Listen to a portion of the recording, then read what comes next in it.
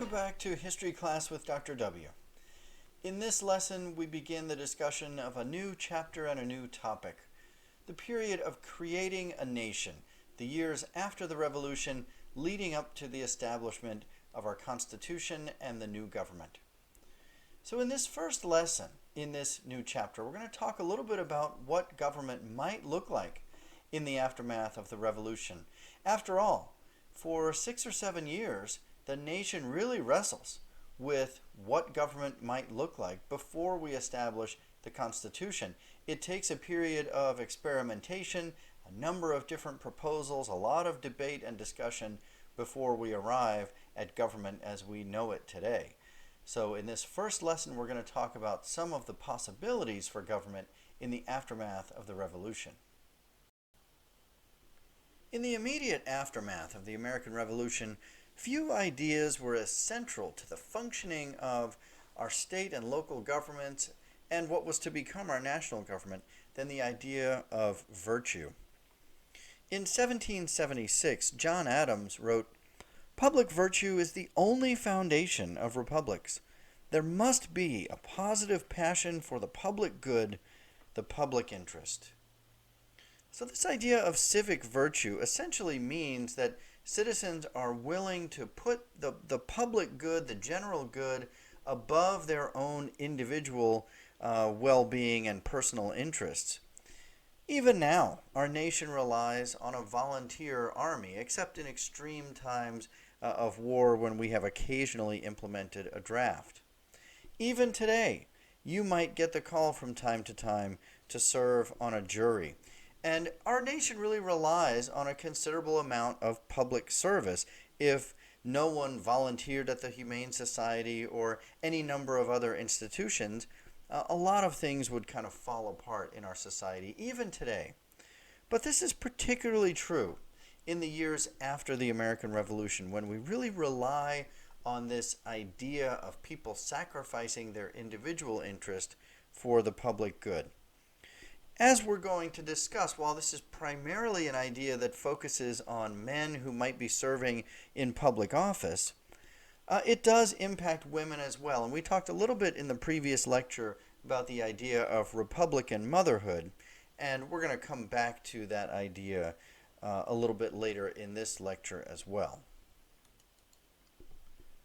So in some ways, the Confederation government that we're going to be discussing a little bit later in this lecture relies on kind of the good faith of the nation's citizens to be willing to serve.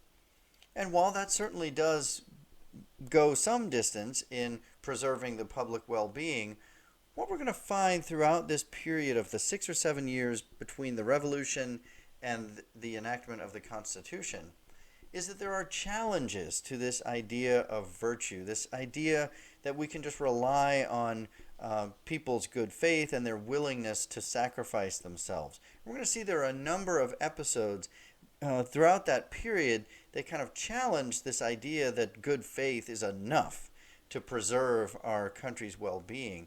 And ultimately, we're going to find we actually need to implement a stronger form of government, a constitutional government with checks and balances and laws, the Bill of Rights eventually, and all kinds of other things that are going to essentially mandate that citizens kind of toe the line and obey, for the better good, are willing to kind of sacrifice their individual interest at times.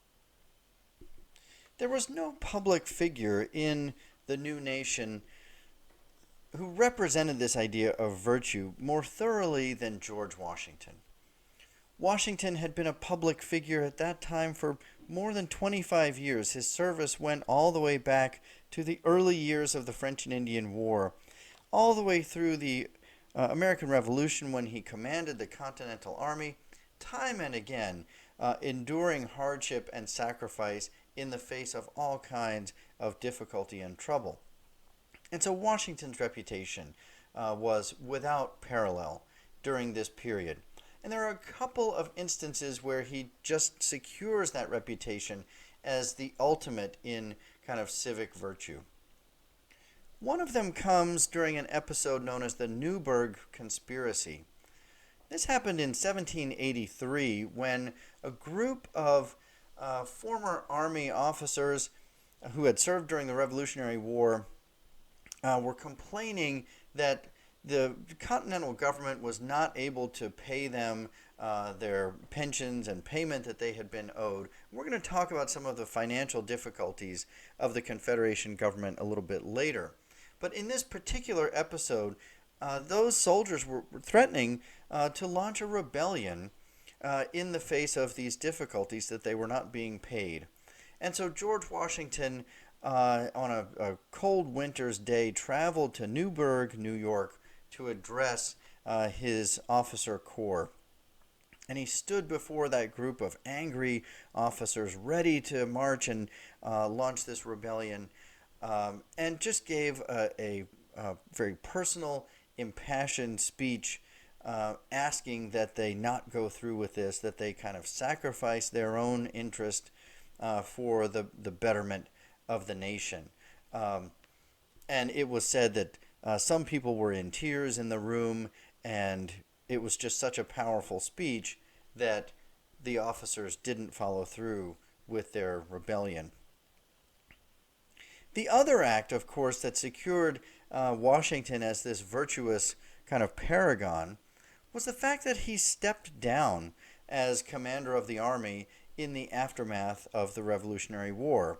I mentioned in a previous lecture, this was almost unheard of throughout history. Military leaders who successfully led a rebellion then assumed leadership while they were at the helm of the army. But Washington didn't do that in a surprising act, but one that was greeted just with great appreciation throughout the country. Washington stepped down after the war was over. Having now finished the work assigned me, he said, "I here offer my commission and take my leave of the employments of public life." Now, Washington could not have known at that time, nobody knew, that just a handful of years later he would be elected our first president and would be called back into public service. But in that moment, this was seen as the ultimate act of virtue and drew comparisons to Cincinnatus, who was a Roman general who had also kind of stepped down after leading his army to success. Cincinnatus had returned to his farm after his service, and Washington did the same. And actually, this is a statue of Washington kind of comparing him. He's depicted here as Cincinnatus. This emphasis on public virtue had impacts that crept even further into American society. As one example, educating a virtuous citizenry required a knowledge and understanding of what that meant. And so we're going to see a newfound emphasis on education throughout the new states. And in some cases, these things are actually written into the laws of the various states. The Virginia Declaration of Rights in 1776 read, "No free government or the blessing of liberty can be preserved to any people, but by a firm adherence to justice, moderation, temperance, frugality, and virtue."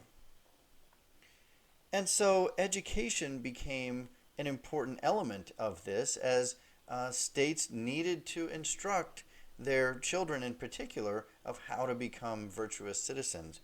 And as I've described, while this applied primarily to boys, it also applied in some ways to girls and women as well, particularly in that realm of Republican motherhood.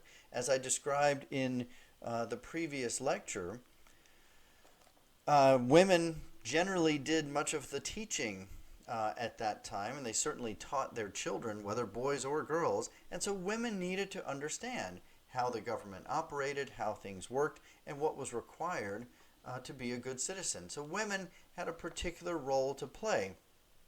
And so there was a real movement in this period to expand educational opportunities for women.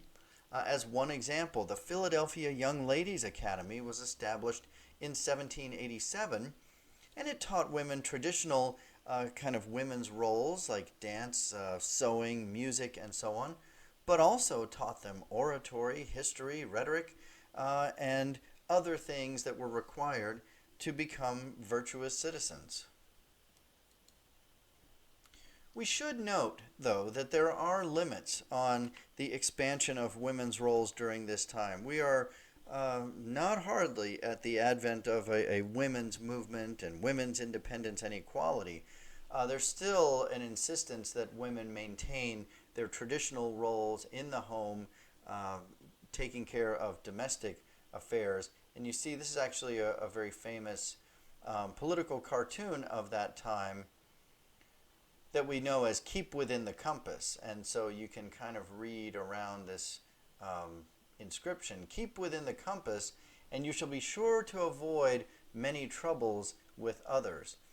And so women should not be going out with men, should not be engaged in kind of sketchy activities. Stay home, tend to the farm, tend to the kitchen, and raise children, and so on. These traditional roles were still very important in society at that time.